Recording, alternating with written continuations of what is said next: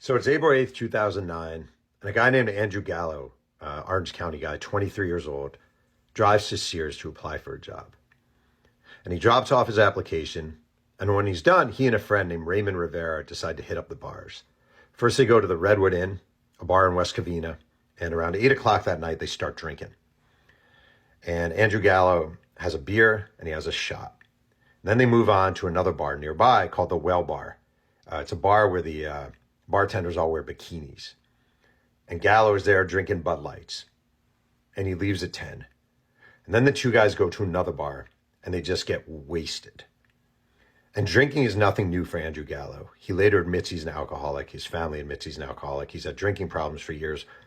In 2006, he was actually arrested on suspicion of DUI and had to serve 6 months at the Bible Tabernacle New Life Institute, where they treat alcoholism with biblical remedies.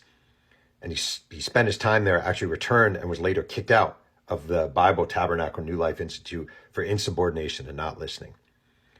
So now it's 2009, and he's driving his dad's minivan. And he's driving in the early morning hours of now April 9th down Orangethorpe Avenue in Fullerton, about 20 miles south of where they started. And they slam into a Mitsubishi Eclipse at 12:20 a.m., being driven by Courtney Stewart, a 20-year-old college student. And in the car with Courtney Stewart is a guy named Henry Pearson, he's 25, and a guy named Nick Adenhart, who's a pitcher for the Los Angeles Angels of Anaheim. And all three people, including Nick Adenhart, die. And Nick Adenhart was 22 years old, and much was said about his goodness, his decency, his promise, what he was going to be, who he was going to be, the number of people who loved him, how teammates thought about him. Just a beloved figure, a guy who worked his ass off, a guy who had a bright, bright future. Gone. And Andrew Gallo is charged on multiple counts of drunk driving and 3 counts of murder. And he winds up being sentenced to 51 years in prison, 51 years to life in prison. And as we speak right now, that guy who was 23 years old, who was at a bar, who had applied for a job at Sears, well, he's now 38. And he's inmate number AF9875 at the Ironwood State Prison. And this is going to sound weird maybe, and maybe even not come out right, but I always have sympathy in a weird way for people like Andrew Gallo. Do they deserve what they get? 100%. Should they never be able to have a sound night of sleep again after taking the lives of 3 people? They should not.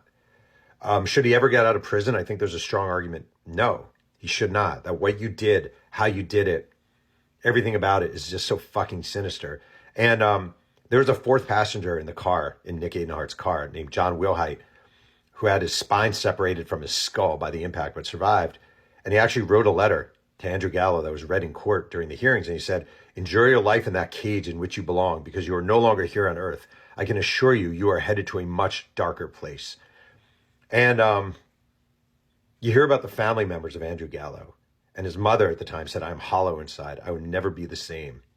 And his dad saying he was really a good guy. He's really a good guy. You don't understand. He makes mistakes, but he's a good guy. And there's this, it's just the worst. It's the worst. And honest to God, I think being in prison is right. But I imagine if he's a human, Andrew Gallo every day thinks about these lives that were never lived, thinks about children who were never born, experience that were never experienced. And that is an amazing, amazing punishment and damnation to have to live through. So, obviously, rest in peace to the victims. Love to the families, and to Andrew Gallo, I have sympathy for you, but you also got what you deserved.